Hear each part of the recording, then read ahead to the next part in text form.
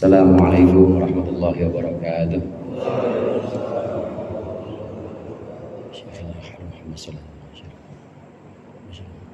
Al-Fatihah.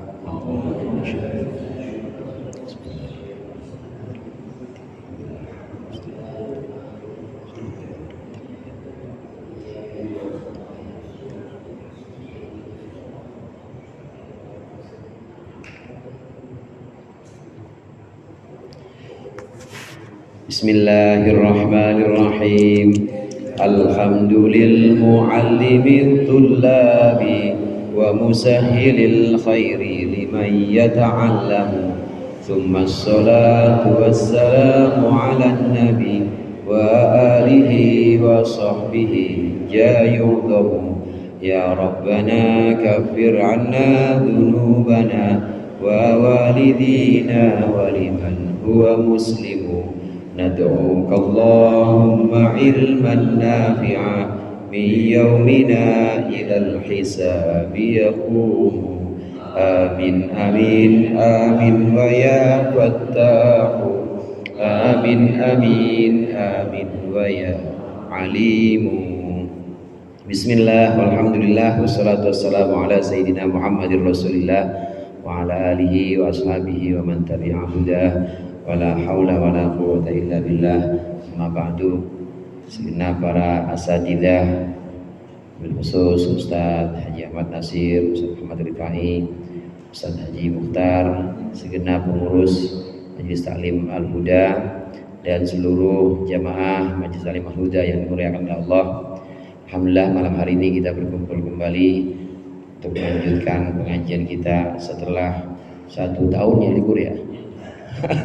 Kita setelah kita libur 1 bulan, alhamdulillah kita dipertemukan lagi Allah untuk melanjutkan pengajian kitab yang pertama, yaitu kitab Nurul Dhulam fi Syarhi Aqidatil Awam. Kitab Nurul Dhulam syarahnya Aqidatul Awam. Ada karangan Syekh Nawawi Banten itu yang mirip-mirip, ada Nurul Dhulam, ada Misbahul Dhulam. Misbahul Dhulam fi Syarhil Hikam, syarahnya Hikam. Kalau ini Nurul Dhulam, ini syarahnya Aqidatul Awam. Ingat-ingat aja, matannya Awam, Aqidatul Awam, itu berarti Nurul Dhulam. Kalau Hikam, Misbahul Dhulam, pendek. Nah ini yang sudah kita baca, bait-bait dari Aqidatul Awam ini adalah bait-bait tentang iman kepada kitab-kitab Allah. Saya bacakan lagi baitnya karena nanti akan kita baca penjelasan tentang i'rab dari bait yang sudah kita lewati. Bismillahirrahmanirrahim. Qala al-musannif rahimahullah wa nafa'ana bihi wa bi ulumihi wa bi barakatihi bid dharain amin. Arba'atun min kutubin tafsiluha Tauratu Musa bil huda tanziluha. Zaburu Dawud wa Injilu ala Isa wa Furqana ala khairil mala. Nah, i'rabnya ada dalam pembahasan yang berikut ini, yaitu di kata-kata tanbihun di situ. Tanbihun ini adalah sebuah pengingat. Qaulun nazim arba'atun mubtadaun awwalun qauluhu min kutubin muta'alliqun bi mahdzufin sifatun li arba'atin, sebagai sifat bagi arba'ah. Ini i'rab dari bait yang tadi kita sudah baca. Wa qauluhu tafsiluha mubtadaun tanin. Ini mubtada yang kedua, yaitu kata-kata tafsiluha. Wa qauluhu Taurat khabarul tsani, khabar yang kedua Taurat. Wal jumlatu khabarul awal wa huwa mudhaf wa Musa mudhafun ilaih. Tauratu Musa, Tauratnya mudhaf, Musanya mudhaf ilaih. Wa qauluhu bil huda muta'alliqun bi mahdzufin khabar muqaddamun. Ini dalam bait bil huda di situ itu muta'alliq dengan mahdzuf, dengan sesuatu yang dibuang, yaitu dia sebagai khabar muqaddam. Wa tanziluha mubtada muakhar. Wa qauluhu Zabur ma'tufun ala Taurat. Zabur diatofkan, tafsiluha perincian dari kitab-kitab yang wajib kita imani. Yang pertama Taurat, kemudian disebutkan Zabur. Zabur jadi ma'tuf ala Taurat bihadzfil atif wa huwa mudhaf karena ada Daudnya. Zaburu Dawuda mudhaf ilaih Daudnya. Wa mithlu Injil wa mithluhu Injil wa Furqan wa qauluhu al-malak. Wa mithluhu Injil wal Furqan. Dan seperti itu juga lafaz Injil dan Furqan. Ada 4 kitab di sini yang disebutkan dalam bait, sebutannya adalah Tauratnya Musa, Zaburnya Daud, Injil Nabi Isa, dan juga Furqan. Sebutan untuk Al-Quran nama lainnya adalah Al-Furqan. Al-Quran banyak nama lainnya, diantaranya Al-Furqan, kemudian Al-Kitab, kadang-kadang Dzalikal Kitab disebutkan. Itu nama lain dari Al-Quran. Banyak lagi nama dari Al-Quran, diantaranya selain Al-Furqan, Al-Kitab, ada lagi apa Ustaz? Yang kita kenal itu Al-Bayan, terus banyak itu sebutan nama-nama lain Al-Quran. Al-Furqan, Al-Bayan, Al-Kitab, Al-Quran itu sendiri. Wa qauluhu al-mala, al-mala asyraful qaum. Yang dimaksud dengan al-mala di sini adalah yang paling mulia di antara kaum, orang-orang yang paling mulia di antara kaum.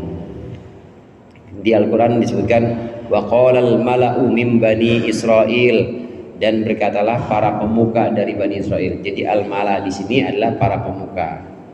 Khairul mala, Nabi Muhammad disebut dalam bait itu khairul mala, yaitu sebaik-baiknya para pemuka. Jamaah rahimakumullah, kalau kita urutkan misalnya dalam setiap kaum dulu sebelum umat Nabi Muhammad, sebelum umat Islam, dalam setiap kaum itu ada nabinya.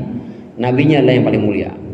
Kaumnya Nabi Soleh yang namanya kaum Samud, ya paling mulianya Nabi Soleh. Kemudiannya kaumnya Nabi Hud, yaitu kaum Ad, yang paling mulia ya Nabi Hudnya. Yahudi atau Bani Israel, Yahudi pada waktu itu yang paling mulia ya Nabi Musa. Nah, di antara yang paling mulia ini Nabi Daud, kemudian Nabi Musa, Nabi Hud, kemudian Nabi Soleh.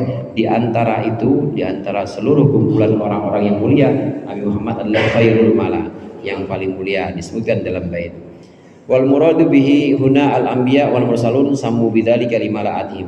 Kenapa kok para nabi dan para rasul disebut sebagai al mala? Sammu bidzalika atau summu bidzalika, mereka dinamakan dengan itu limalaatihim bima yultamasu indahum minal ma'ruf. Karena penuhnya mereka dengan sesuatu yang ada dalam diri mereka, yaitu berupa perkara yang ma'ruf. Seluruh nabi-nabi yang kita kenal, dari Nabi Adam, Nabi Syith, Nabi Idris, kemudian Nabi Nuh, dan seterusnya, itu adalah pemuka-pemuka kaum. Sebutannya di sini al-mala. Al-mala itu artinya penuh, saudara. Penuh, udah pol-polan, dah penuh. Penuh yang dimaksud di sini, kenapa kau disebut sebagai al-mala atau orang yang full, penuh? Itu maksudnya mereka, para nabi, para rasul ini adalah orang-orang yang penuh dengan kebaikan-kebaikan. Di antara seluruh orang-orang yang penuh dengan kebaikan ini, Nabi Muhammad adalah pemimpinnya yang terbaik, khairul mala, Nabi Muhammad. Ai sayyidina Muhammadan sallallahu alaihi wasallam khairul anbiya wal mursalin. Nabi Muhammad adalah sebaik-baiknya para nabi dan para utusan. Wa lazima annahu sallallahu alaihi wasallam khairun min dihim bil ula. Titik sampai di situ. Dan lazimlah, wajiblah bahwa Nabi Muhammad itu lebih baik dibanding selain Nabi Muhammad. Bil ula, secara awal atau secara permulaan, Nabi Muhammad tentulah yang lebih baik dibanding nabi-nabi yang lain. Tapi kita di sini harus la nufarriqu bainahum. Kita tidak boleh membeda-bedakan.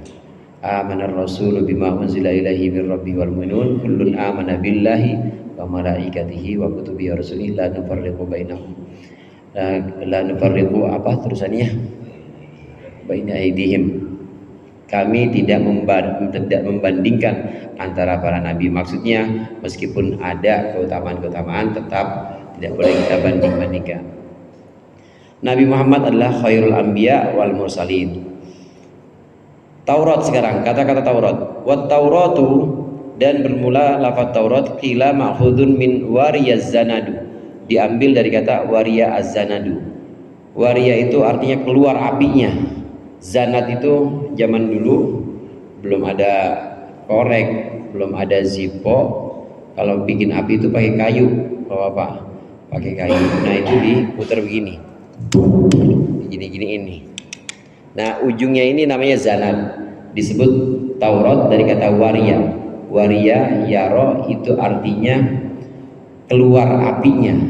Taurat disebut sebagai Taurat dari kata-kata keluar cahayanya, keluar nurnya, karena memang Taurat itu bercahaya untuk menunjukkan umat Nabi Musa saat itu, untuk memberikan petunjuk kepada umatnya Nabi Musa yang namanya kaum Yahudi.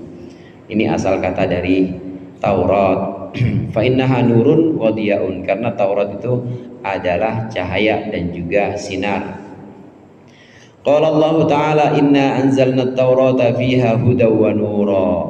Fiha hudaw wa nur. Allah Ta'ala berfirman, sungguhnya kami telah menurunkan Taurat, di dalamnya itu ada petunjuk dan juga ada cahaya. Wazanat huwa ma yuqdahu bihin nar. Yang namanya zanat itu adalah sesuatu yuqdahu bihin nar, yang dikeluarkan bihi sebabnya apa? Naru, api.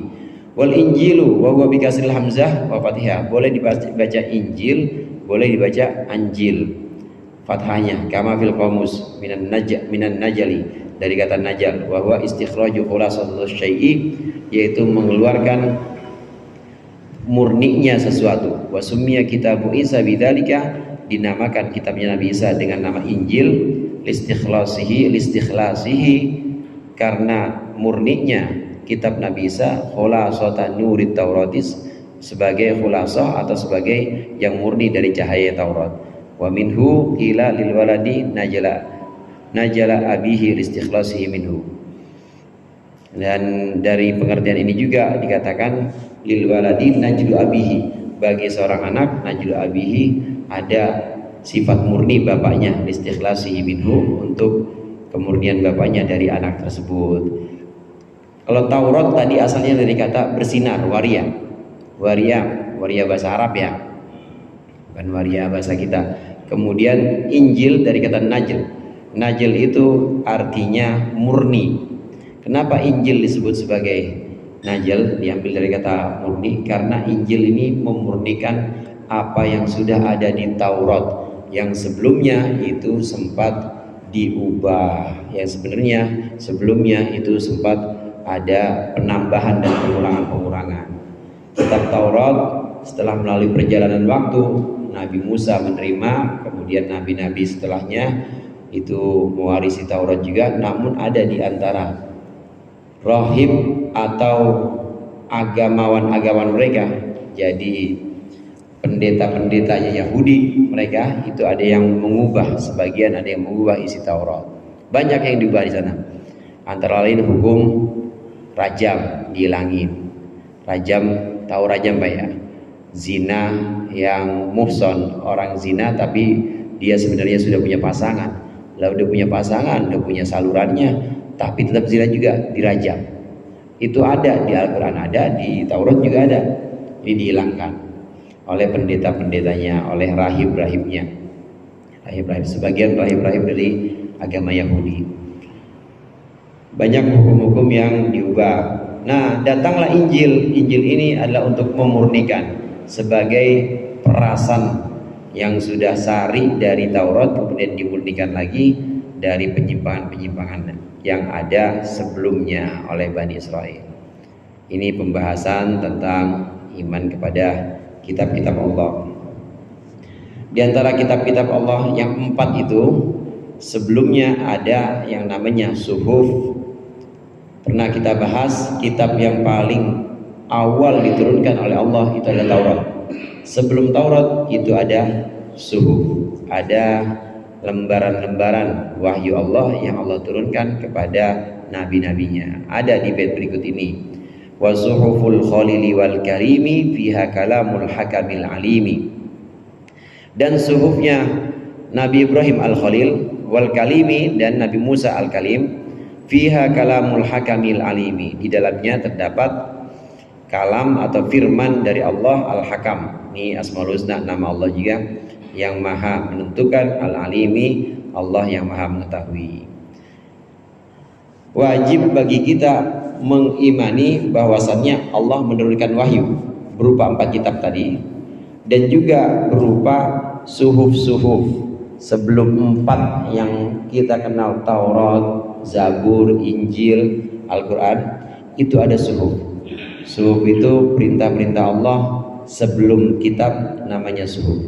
Suhuf yang disebutkan di sini yang terkenal adalah suhufnya Nabi Ibrahim dan suhufnya Nabi Musa. Sering Jumatan ya ada ini, inna hadza lafis suhufil ula suhufi Ibrahim wa Musa. Cuma sebutannya di sini di bait suhuful khalili wal kalimi. Nabi Ibrahim, saudara, dikenal dengan sebutan Al-Khalil, Khalilullah, artinya teman dekat Allah. Nabi Ibrahim mendapat gelar Khalilullah ini melalui berbagai macam ujian-ujian. Lewat ujian difitnah oleh Raja Namrud, dibakar maksudnya.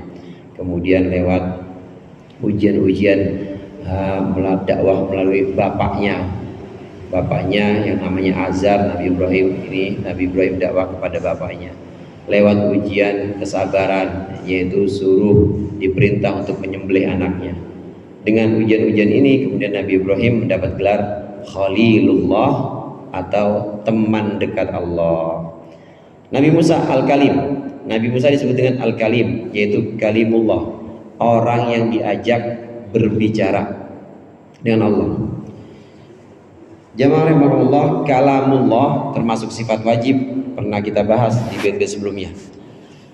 Kalamullah, firman Allah, ucapan Allah itu bi ghairi sautin, tanpa suara. Firman Allah atau ucapan Allah tidak seperti ucapan kita. Kalau kita kan ada suaranya. Suara itu yang nangkep kuping apa mata kira-kira? Suara yang nangkep kuping apa mata, Pak? Kuping. Kalau bentuk atau warna yang nangkep mata apa kuping? Mata. Masing-masing itu punya tempatnya. Masing-masing itu ada alat untuk mengindranya. Suara ya demikian, suara yang kita kenal, ya suara kita atau suara yang lain begini. Ini suara begini, ini yang nangkep pasti kuping. Tapi firman Allah, kalamullah tidak berupa suara. Artinya yang nangkep itu ya bukan kuping. Dibilang yang nangkep mata juga bukan mata aja, tapi seluruhnya. Nabi Musa ketika mendengar kalamullah, ketika mendengar firman Allah langsung, itu mendengarkan dengan seluruh jasadnya atau dengan seluruh dirinya Nabi Musa. Nggak bisa dibayangkan, nggak ada. Karena yang terjadi atau yang kita sering alami di sini, kalau suara, kalau ucapan atau omongan bentuknya suara, yang nangkep ya kuping. Kalau bentuk atau warna, ya yang nangkep mata. Tapi berbeda dengan kalamullah, berbeda dengan firman Allah. Ini ditangkap oleh Nabi Musa atau diterima oleh Nabi Musa, itu tidak hanya lewat telinga saja, tapi seluruhnya. Sampai-sampai itu setelah miqat atau setelah pertemuan untuk menerima ini, perjanjian waktu untuk menerima Taurat, Nabi Musa diajak bicara oleh Allah. Ini Nabi Musa kalau ngedengerin suara apa aja tuh jelek aja rasanya, jelek. Mau suara yang paling cakep, mau suara yang paling indah dan enak didengar, tapi karena udah pernah sebelumnya, udah pernah mendengar suara Allah, jelek semuanya. Kayak kita udah keseringan atau udah terlalu sering makan yang enak-enak gitu ya. Makan yang enak, standarnya memang standar tinggi. Nah begitu dibawa ke daerah yang menurut daerah itu makanan yang udah paling enak, nggak enak juga karena standar kita udah internasional. Nah makanan yang lain itu masih standarnya lokal. Nah, begitu juga Nabi Musa setelah mendengar kalamullah, setelah mendengar firman Allah, maka yang lain itu nggak gini, yang lain itu kelihatan jelek atau di bawahnya, di bawah kalamullah. Nabi Musa disebut sebagai Al-Kalim, kadang-kadang sebutannya Kalimullah. Nabi Ibrahim disebut sebagai Al-Khalil atau Khalilullah. Suhufnya Nabi Ibrahim, suhufnya Nabi Musa, di dalamnya terkandung hukum terkandung firman-firman dari Allah yang menentukan hukum dan maha mengetahui. Penjelasannya di sini, yajibu ala kulli mukallafin ay ya'taqida anna Allah taala anzala suhufan ala sayyidina Ibrahim. Wajib atas setiap mukallaf, kita semua udah mukallaf, muslim, baligh, berakal, mukallaf namanya. Nah, kalau baligh tapi belum tidak berakal misalnya, enggak mukallaf, enggak wajib. Orang gila misalnya, atau dia berakal tapi belum baligh, bocah masih 5 tahun, belum diajarin dan belum percaya atau belum ada iman, ya nggak apa-apa, belum wajib. Tapi kalau sudah mukallaf, itu berarti sudah akil baligh, udah berakal juga, baligh juga, maka wajib meyakini bahwa Allah menurunkan suhuf kepada Sayyidina Ibrahim. Wa anzala suhufan qabla Taurat ala Sayyidina Musa, dan bahwasannya Allah menurunkan suhuf sebelum Taurat kepada Sayyidina Musa. Wajib kita iman, wajib kita yakin bahwa Allah menurunkan suhuf juga kepada Nabi Musa. Apakah kita wajib mengetahui berapa jumlah suhufnya, kemudian isi-isi di dalamnya itu apa saja? Tidak wajib. Pokoknya yang wajib itu adalah mengimani atau meyakini bahwa Allah menurunkan suhuf kepada Nabi Ibrahim, meyakini bahwa Allah menurunkan suhuf kepada Nabi Musa, secara umum aja begitu. Wala yajibu ma'rifatu adadi suhufihima tafsilan, tidak wajib mengetahui jumlah suhuf Nabi Musa maupun Ibrahim secara perincian. Bal yajibu i'tiqaduhu ijmalan faqat, tapi yang wajib hanya meyakini secara umum saja. Li'annahu lam yarid ta'yinul adadi fil Qur'an bi khilafil kutubil arba'ah al-mutaqaddami dzikruha. Karena tidak datang penjelasan atau tidak datang kekhususan jumlah dalam Al-Qur'an, beda dengan 4 kitab yang sudah disebutkan tadi. Beda dengan kitab Taurat, Zabur, Injil, Al-Quran, memang itu disebutkan dalam Al-Quran, memang nama-nama itu disebutkan. Tapi kalau suhuf tidak ada yang menyebutkan jumlahnya berapa. Apakah Nabi Musa suhufnya 10? Apakah benar-benar 10? Nggak ada di Al-Quran. Kemudian suhufnya Nabi Ibrahim, saya pernah sampaikan Nabi Ibrahim suhufnya 30. Apakah benar-benar 30? Di Al-Quran memang nggak ada. Itu hanya dari sumber selain Al-Quran, yaitu dari hadis. Karena tidak ada di Al-Quran, maka kita cukup iman saja bahwa Allah menurunkan suhuf kepada Nabi Musa dan Nabi Ibrahim. Nggak perlu tahu atau nggak perlu mengimani jumlahnya berapa, karena ini tidak dinas dalam Al-Quran, tidak dipastikan dalam Al-Quran. Fa innaha muayyanatun minasil Quran. Kalau yang 4 kitab-kitab Taurat, Zabur, Injil, Quran itu memang disebutkan muayyanah, itu disebutkan secara ta'yin, secara rinci dalam Al-Quran. Falidzalika tajibu ma'rifatuha tafsilan. Oleh karenanya kita wajib mengetahui secara rinci. Jadi kita, anak-anak kita juga, Bapak hadirin, harus tahu.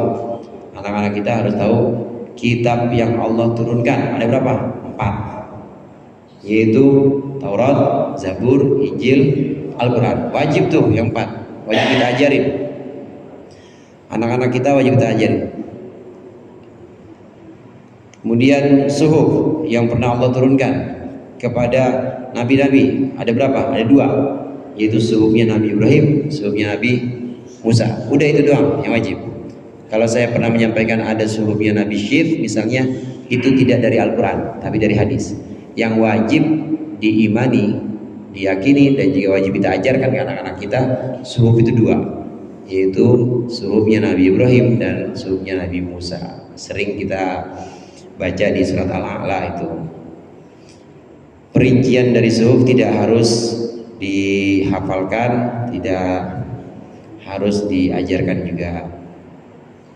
Qala Muhammad Basudan Al-Hadrami bin Bahri Rajaz, wa kullu ma bihil kitabu qad warad mufassalan wa mujmalan falyu'taqad. Bahaya Bahar Rajaz, mustafilun 3 kali. Wa kullu ma bihil kitabu qad warad mufassalan wa mujmalan falyu'taqad, artinya semua yang wa kullu ma bil kitab qad semua yang telah datang dari Al-Qur'an mufassalan wa mujmalan secara rinci maupun secara global fal yu'taqad maka wajib diimani.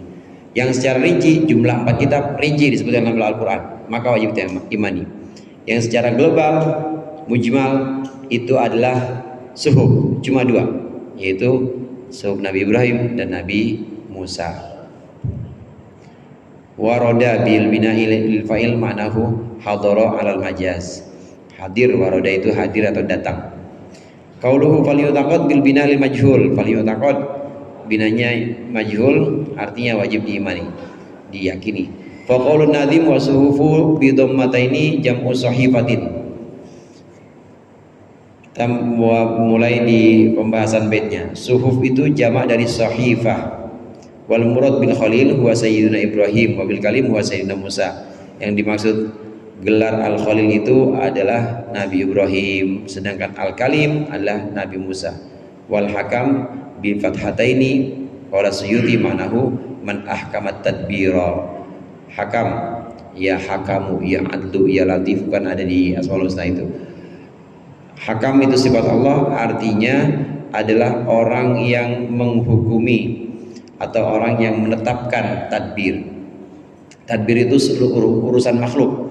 Itu Allah. Ai atqanahu fi wad'il asbab allati tafidu alaihil maqadir. Yaitu yang menyempurnakan meletakkan segala sebab-sebab allati yafidu anhal maqadir yang menjadi tersebar darinya takdir-takdir atau ketentuan-ketentuan. Wa ma'nal alim man alimahu ghairu man ilmuhu ghairu mustafadin. Orang yang ilmunya itu tidak diambil, wa ma'lumatuhu malaha min nafad. Wa ma'lumatuhu dan pengetahuan-pengetahuannya malaha min nafad itu tidak pernah habis, tidak pernah sirna. Pengertian Asmaul Husna hakam di bait disebutkan fiha kalamul hakamil alimi, fiha kalamul hakamil alimi. Al hakam itu adalah zat yang mengurusi urusan-urusan makhluk. Istilahnya di sini tadbir. Jamaah rahimakumullah, tadbir antara lain adalah rizkinya seekor burung setiap hari itu tadbir, Allah yang ngurusin. Begitu juga nutrisi yang diserap oleh pohon, tanaman dari tanah itu tadbir. Itu semua yang ngurusin Allah. Termasuk juga kita ini sampai hari ini kemudian bisa makan, bisa minum, itu juga tadbir urusan makhluk. Dan itu semuanya tugasnya Allah. Allah yang mempunyai sifat al-hakam, yaitu yang menentukan urusan-urusan makhluk. Jika kita renungkan memang seolah-olah kita yang bikin kopi tadi siapa? Udin misalnya bikin kopi, yang minum saya minum ya kopinya, saya minum, paling saya minum begini doang sampai bibir saya, sampai mulut. Yang masuk ke dalam perut itu yang ngurusin siapa emang kalau bukan Allah? Yang bikin terus mata jadi melek terus, makanan juga begitu. Seolah-olah memang kita yang mengurusi, tapi sebenarnya ada banyak di situ ketentuan-ketentuan Allah. Kita bisa ngambil gelas, kemudian kita takarin kopinya. Ini semua dari ketentuan-ketentuan Allah. Semuanya ada dalam tadbirnya Allah. Semua makhluk itu pasti ada dalam tadbir, dalam urusannya Allah. Ini makna dari al-hakam, ya hakam. Kemudian al-alim. Al-alim itu al-alim itu sifat mubalaghah dari alim. Kalau alim saja biasa, tapi kalau alim itu sudah benar-benar alim, sudah benar-benar maha tahu, ilmunya tidak akan habis. Ini penjelasan dari sifat Allah yang termasuk juga Asmaul Husna al-hakamil alimi.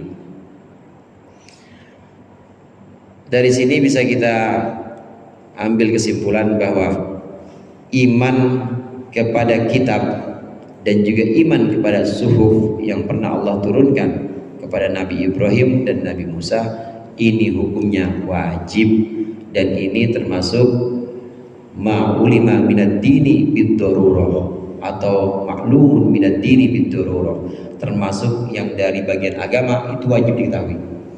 Karena ada bagian agama yang sifatnya itu bukan doruri, yang sifatnya itu nggak harus.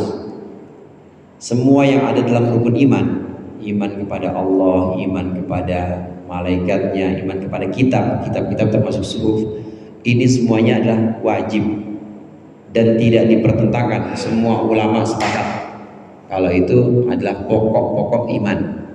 Nah, ada yang tidak doruri, misalnya keyakinan bahwa apakah nanti kiamat itu orang dibangkitkan dengan apakah nanti di hari kiamat itu orang dibangkitkan dengan membawa amal-amalnya, dan amal-amalnya nanti sebelum membawa amal-amalnya itu akan sampai ke telaga, namanya telaga bukan Kautsar, tapi telaga sebetulnya Al-Haud, sampai di telaga. Nah, telaga itu ada dua, ada yang sebelum timbangan, ada yang sesudah timbangan. Keimanan yang seperti ini, iman pada hal-hal yang seperti ini, bagaimana di mahsyar, kemudian telaga itu adanya apakah cuma satu, apakah cuma dua, ini bukan sesuatu yang maklum minad din bid-darurah, yang tidak pokok. Nah, adapun iman kepada suhuf, kepada kitab pokok. Kalau ada orang tidak iman kepada yang pokok-pokok ini, maka dia bisa dihukumi sebagai kafir. Jadi yang pokok-pokok itu harus kita pegang betul-betul. Nah, adapun yang tidak pokok, yang masih dalam perdebatan, ini tidak mengeluarkan seseorang dari keimanan. Andai ada orang kemudian dia tidak meyakini bahwa nanti itu ada syafaat misalnya, bahwa nanti itu ada telaga misalnya, itu nggak termasuk kafir. Mungkin saudara-saudara pernah dengar ada kelompok yang bilang bahwa syafaat Nabi nggak ada gitu misalnya. Ya kita mah amal kita masing-masing aja, ngapain syafaat segala. Kalau ada yang seperti itu, maka kita nggak bisa hukumi kafir, karena itu bukan bagian yang pokok. Itu bagian dari yang ghairu doruri, yang tidak pokok. Ini pembahasan akidatul awam, iman kepada suhuf dan pada kitab. Ini bagian dari pokok, ini yang harus kita pegang. Faidatun wallahu a'lam bishawab. Insyaallah kita lanjutkan di pertemuan yang akan datang.